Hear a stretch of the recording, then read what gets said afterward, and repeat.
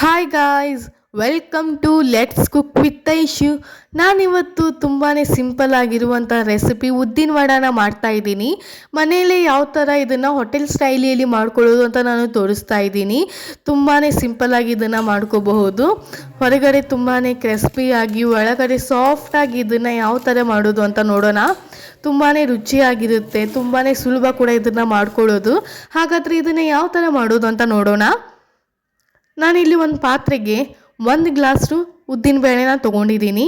ಆ ಉದ್ದಿನಬೇಳೆನ ಚೆನ್ನಾಗಿ ವಾಶ್ ಮಾಡ್ಕೊಂಡ್ಬಿಟ್ಟು ಅದಕ್ಕೆ ನೀರನ್ನ ಸೇರಿಸ್ಕೊಂಡು ಅದನ್ನು ನಾನು ಒಂದು 7ರಿಂದ 8 ಗಂಟೆ ನೆನೆಸ್ಕೊತಾ ಇದ್ದೀನಿ. ಇದು ಚೆನ್ನಾಗಿ ನೆನಿಬೇಕು. ಎಷ್ಟು ಚೆನ್ನಾಗಿ ಬೇಳೆ ನೆನೆಯುತ್ತೋ ಅಷ್ಟು ಚೆನ್ನಾಗಿ ಬರುತ್ತೆ ವಡ. ಈಗ ಬೇಳೆ ಎಲ್ಲ ಚೆನ್ನಾಗಿ ನೆನೆದಿದೆ. ನಾನು ಇಲ್ಲೊಂದು ಮಿಕ್ಸಿ ಜಾರಿಗೆ ಉದ್ದಿನಬೇಳೆನ ಹಾಕ್ಕೊಂಡು ಅದಕ್ಕೆ ಸ್ವಲ್ಪನೇ ನೀರನ್ನ ಸೇರಿಸ್ಕೊಂಡ್ಬಿಟ್ಟು ರುಬ್ಕೋತಾ ಇದ್ದೀನಿ. ಜಾಸ್ತಿ ನೀರನ್ನ ಹಾಕೋಬೇಡಿ, ಸ್ವಲ್ಪನೇ ನೀರನ್ನ ಹಾಕ್ಕೊಂಡು ರುಬ್ಕೊಳ್ಳಿ. ಅದು ಗಟ್ಟಿಯಾಗಿರಬೇಕು, ಜಾಸ್ತಿ ತೆಳ್ಳಗಾದರೆ ಚೆನ್ನಾಗಿ ಬರಲ್ಲ. ಈಗ ನಾನು ಈ ಹಿಟ್ಟನ್ನ ಒಂದು ಬೌಲ್ಗೆ ಕನ್ವರ್ಟ್ ಮಾಡ್ಕೋತಾ ಇದ್ದೀನಿ. ಇಲ್ಲಿ ನಾನು 1 ಕಪ್ನಷ್ಟು ಅಕ್ಕಿ ಹಿಟ್ಟನ್ನ ಹಾಕೋತಾ ಇದ್ದೀನಿ. ಅಕ್ಕಿ ಹಿಟ್ಟು ಹಾಕೋದ್ರಿಂದ ವಡೆ ಕ್ರಿಸ್ಪಿಯಾಗಿ ಚೆನ್ನಾಗಿ ಬರುತ್ತೆ. ಆಮೇಲೆ 1 ಈರುಳ್ಳಿನ ಸೇರಿಸ್ಕೋತಾ ಇದ್ದೀನಿ. ಸ್ವಲ್ಪ ಕೊಬ್ಬರಿ, 1 ಹಸಿಮೆಣಸಿನಕಾಯಿ, ಸ್ವಲ್ಪ ಕೊತ್ತಂಬರಿ ಸೊಪ್ಪು, ಸ್ವಲ್ಪ ಕರಿಬೇವಿನ ಸೊಪ್ಪು, ಮತ್ತು ನಾನಿಲ್ಲಿ ಸ್ವಲ್ಪನೇ ಚುಟಿಕೆಯಷ್ಟು ಬೇಕಿಂಗ್ ಸೋಡಾನ ಹಾಕೋತಾ ಇದ್ದೀನಿ. ರುಚಿಗೆ ತಕ್ಕಷ್ಟು ಉಪ್ಪು, ಎಷ್ಟು ಬೇಕೋ ಅಷ್ಟು ನೋಡಿಕೊಂಡು ಹಾಕ್ಕೊಳ್ಳಿ. ಈಗ ಇದನ್ನೆಲ್ಲನೂ ಚೆನ್ನಾಗಿ ಮಿಕ್ಸ್ ಮಾಡ್ಕೊಳ್ಳಿ. ಈ ಥರ ಎಲ್ಲ ಚೆನ್ನಾಗಿ ಇದನ್ನು ಮಿಕ್ಸ್ ಮಾಡ್ಕೋಬೇಕು.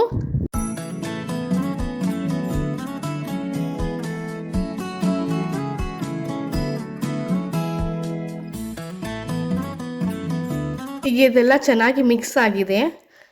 ನಾನು ಇಲ್ಲೊಂದು ಪಾತ್ರೆಗೆ ಆಯಿಲ್ನ ಹಾಕಿ ಆಯಿಲ್ ಬಿಸಿ ಮಾಡೋಕ್ಕೆ ಇಟ್ಕೊಂಡಿದ್ದೀನಿ. ನನ್ನ ಹತ್ರ ಈ ಥರ ಒತ್ತೋದಿದೆ.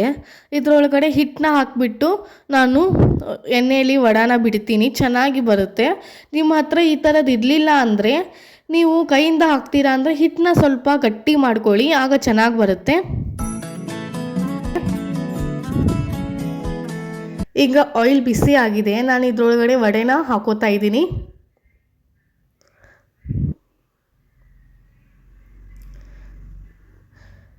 ಈ ವಡೆನೆಲ್ಲ ಮೀಡಿಯಮ್ ಫ್ಲೇಮಲ್ಲಿ ಚೆನ್ನಾಗಿ ಫ್ರೈ ಮಾಡ್ಕೋಬೇಕು. ಇದು ಗೋಲ್ಡನ್ ಕಲರ್ ಆಗುವವರೆಗೂ ಇದನ್ನು ಚೆನ್ನಾಗಿ ಫ್ರೈ ಮಾಡ್ಕೋಬೇಕು.